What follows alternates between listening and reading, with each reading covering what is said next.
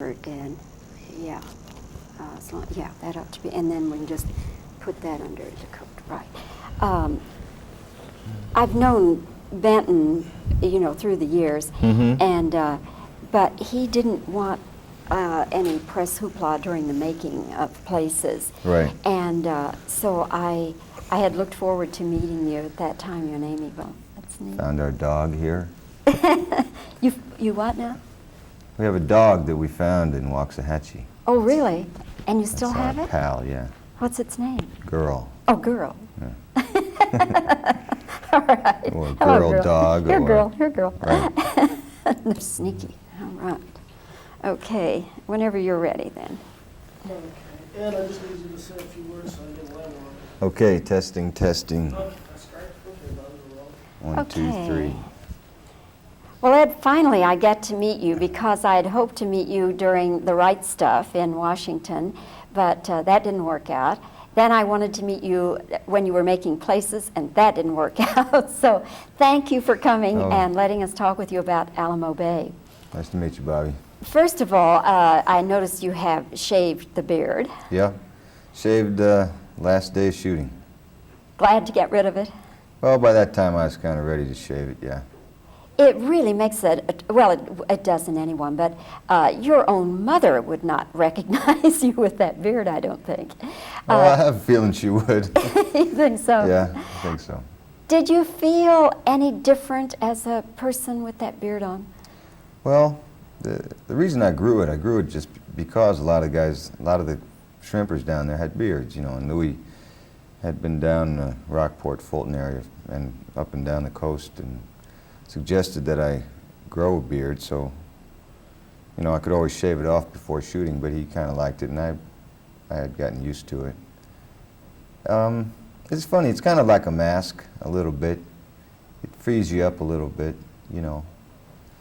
I kind of liked it because it makes everything kind of concentrate in the eyes a little bit more, and Chang has so much going on inside him that I thought maybe it would be, I thought it enhanced his problems or a little bit maybe. It made it then a little bit easier to play this redneck, and we're talking major redneck here. Made it easier to play him with the beard? I don't know about easier. I just felt that that this character would have a beard, and felt comfortable having it, since I felt that he would have one. I think Shang felt comfortable having a beard. Did you have? Yeah, that's an interesting. You say a major redneck. Well, I don't know. I kind of don't like that term too much, but I don't know what the difference between a major one and a minor one would be. But you do agree that this guy's pretty heavy, isn't he? Well, I think in other circumstances, you might not want to ask him over for dinner, but he might be a pretty charming individual. I mean, he's not particularly educated, but he's not dumb by any means. He's a pretty bright guy in certain ways. He's real independent and has been able to take care of himself for quite a while. And I think he finds himself, when the film opens, in a pretty tough situation. He's got a lot of pressure on him. He's got a few kids. He's about to lose his boat. He's not getting along with his wife too well. His former lover comes into town, who he's kind of always loved and never really been able to have, in a sense. And so he's a man under pressure. I don't think that excuses his behavior, which he ends up kind of being a fairly violent individual. It doesn't excuse his behavior, but hopefully you can understand why he's forced into this corner. He really has nothing. He ends up with his back up against the wall. If he had gotten a loan from the bank, he wouldn't have ended up where he does in the film.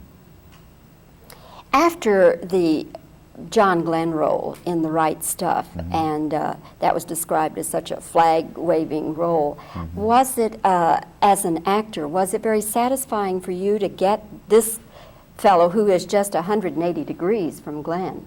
Well, it'd been quite a while since I'd done Glenn. I'd done maybe 6 films since then, Under Fire and Swing Shift, a little independent film called A Flash of Green down in Florida.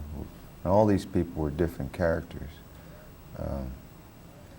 But I had some reservations at first about playing Chang, because I thought maybe he was one-dimensional. I thought that would be the danger of just having him be a one-dimensional person. And but there was a big part of the satisfaction to me working on the part and with Louis and with Amy was I felt that we were able to show some other sides of this guy and not just present him as an unthinking jerk, you know. There is a scene, you and Amy have a scene where you're dancing that I think is a super good scene.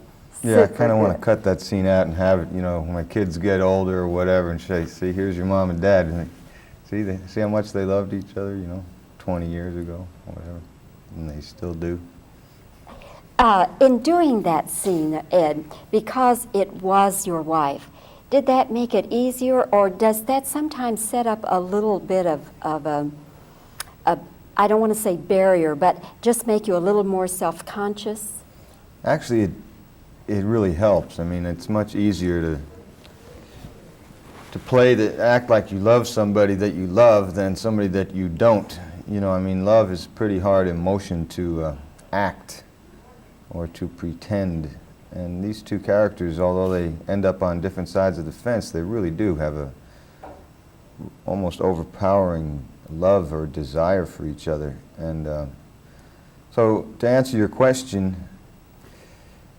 I like working with Amy. I mean, it's easier. There is no barrier. There might be for some people who are married and work together, but Amy and I it just helps us open up a little bit. We trust each other so much, so we can really concentrate on the characters. You know, we don't have to worry about getting to know this stranger that we're acting with. You know. And in touching one another, it's got to be more comfortable than touching somebody you just met yesterday. Yeah, for sure. Yeah. Okay. Are you? Well, there have already been enough reviews that I guess we can say it's getting mixed reviews. Yes, for sure. Did you anticipate that, Ed? I guess so. You know, I think it's a pretty tough film. I don't think it's necessarily an easy film to watch. It doesn't provide any answers to this situation. It's not black and white. I'm sure you probably heard that from Louis and Amy. It's complex, and so I wasn't really surprised. I was a little surprised at some of the attacks on Louis in a way. I felt that people hadn't seen the film, that they saw the first 5 minutes of the film and they decided what the film was going to be about, and they didn't watch it. Because if you watch the film, I just can't see how you can dismiss it, you know. They might have wanted it to be a different film. They might have wanted it to be more about the Vietnamese or something, or you know, or some idea that they had of what the film was going to be about. But if they watched the film that we made, I can't see how you could just put it down. You know, a lot of people really like it, a lot of people really don't, which I think is neat. I mean, it's controversial, and why not? You know, it's a challenging film, I think. Do you like it? I do, very much. I wouldn't be here if I didn't. Okay. Ed, thank you very much for Bobbie. being available today. I've really enjoyed talking with you. My Admire pleasure. your work. Thanks. Because I've never known a truly good actor that didn't do it with his eyes. I mean, all the really good actors I know, it's Well, in the what's eyes. going on inside your head, and Yeah. you can't. You know, if you have some thoughts in there, it's going to register. If you Yeah. don't, it's going to kind of look just, you know.